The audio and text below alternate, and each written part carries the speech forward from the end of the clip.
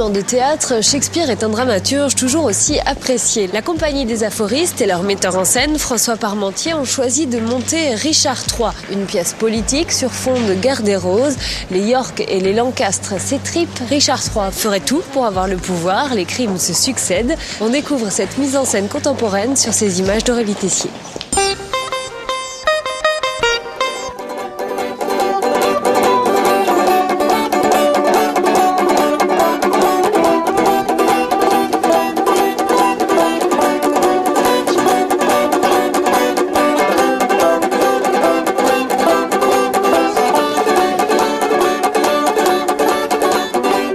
Voici l'hiver de notre déplaisir, changé en glorieux été par ce soleil d'York. C'est une pièce qui parle du pouvoir, cette ascension de Richard, comment ce personnage va s'y prendre pour obtenir la couronne.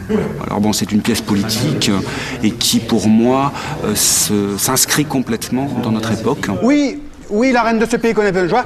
Tac, tu montes, car je suis la reine, frustrée de toute joie. Un temps, pom pom pom pom pom, et après, tac. Habituellement, je monte davantage des auteurs contemporains, mais je crois que c'est important qu'un metteur en scène puisse faire ce va-et-vient entre une écriture ancienne et une écriture plus moderne. Non! N'hésite pas, car j'ai bien tué le roi Henri, mais c'est ta beauté qui m'y a provoqué. Non! Dépêche-toi, car c'est bien moi qui ai tué le jeune Édouard, mais c'est ton visage divin qui m'y a poussé. Je n'ai plus le nombre exact de personnages qui sont dans la pièce. Je pense que ça doit approcher la cinquantaine. Voilà. Bon, après, il y a des hallebardiers qui ont quasiment pas de texte, tout ça. Là, dans la pièce, j'en ai gardé à peu près une quinzaine. Ouais, alors est-ce que tu peux être un tout petit peu plus loin, un peu plus loin, devant lui quand même? Parce que presque marcher en reculant, tu vois? Alors, je n'ai pas distribué au début parce que je souhaitais que chaque acteur, sur les premières semaines, puisse être concerné par chaque personnage, en fait. Qu'il y ait un peu ce doute et que ça soit presque le comédien dans le travail de lecture, dans le travail d'improvisation physique, que ça soit un peu le comédien que ça devienne presque comme une nécessité à un moment donné et une évidence.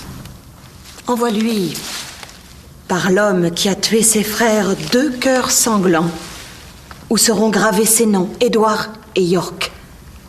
Peut-être alors elle pleurera.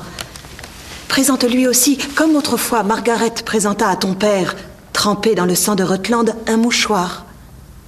Dis-lui que ce mouchoir a épongé le sang du corps de son tendre frère, et prie-la d'essuyer les larmes de ses yeux avec. J'essaie surtout de pas le définir. C'est-à-dire que j'ai pas très envie de lui mettre des contours extrêmement précis.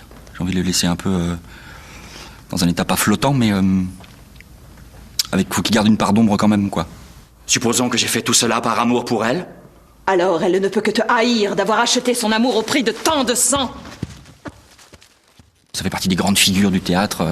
On se dit, Don Juan c'est le séducteur, Richard III c'est le monstre. Il y a quand même un certain nombre d'écueils à éviter, me semble-t-il, d'en faire une caricature.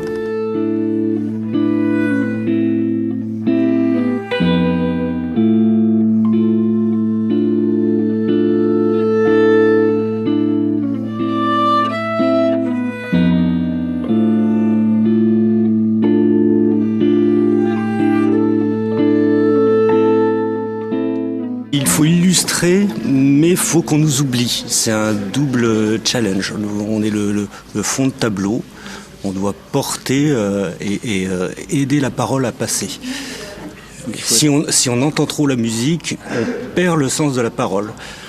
Donc il faut être là, sans être là.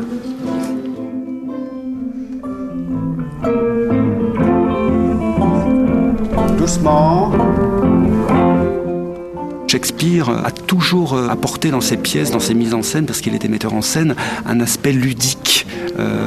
Ce sont des représentations extrêmement populaires et j'ai essayé aussi de ne pas faire une pièce qui soit compliqué. C'est presque parfois un polar. Parfois, on pourrait comparer Richard III à un serial killer. Je crois qu'il faut être décomplexé aussi par rapport à ce type de théâtre et d'œuvre. C'est pas compliqué.